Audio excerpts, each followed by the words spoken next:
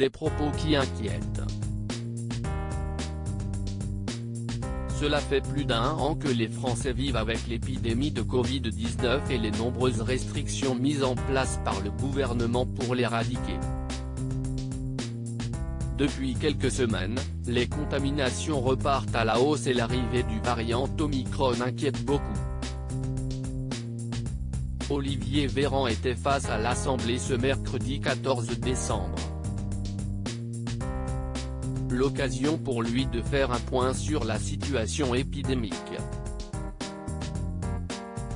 La vaccination change profondément la donne, a-t-il d'abord assuré avant d'ajouter, pour 10 000 contaminations, vous avez statistiquement moins de cas symptomatiques, graves, d'hospitalisation, de personnes en réanimation et de décès que pour le même nombre d'hospitalisations s'il n'y avait pas de vaccin.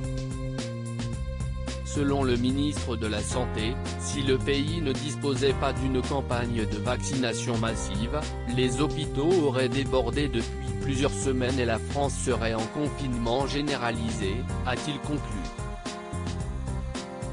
À l'approche des fêtes de Noël et avec une 5e vague plus présente que jamais, de nouvelles mesures vont-elles être prochainement annoncées? Un pic atteint?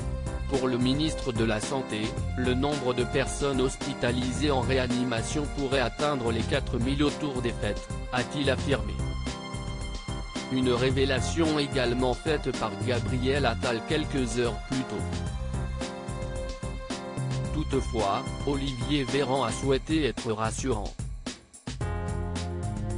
Depuis environ 15 jours, la croissance épidémique, la vitesse avec laquelle le virus circule cesse ralentit progressivement, a-t-il expliqué.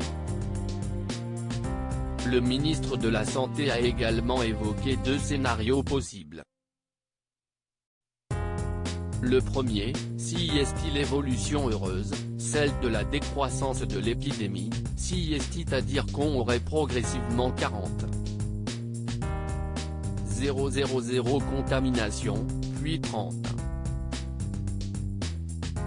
000 puis 20 000 par jour, jusqu'à extinction, comme nous l'avons connu lors des vagues précédentes, a-t-il détaillé avant d'ajouter, le moins heureux serait celui d'un plateau.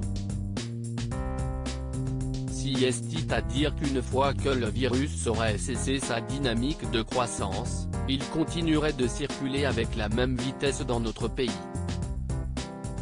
Ce n'est pas impossible, a-t-il conclu avant d'assurer qu'il est toutefois impossible de savoir quelle sera l'évolution.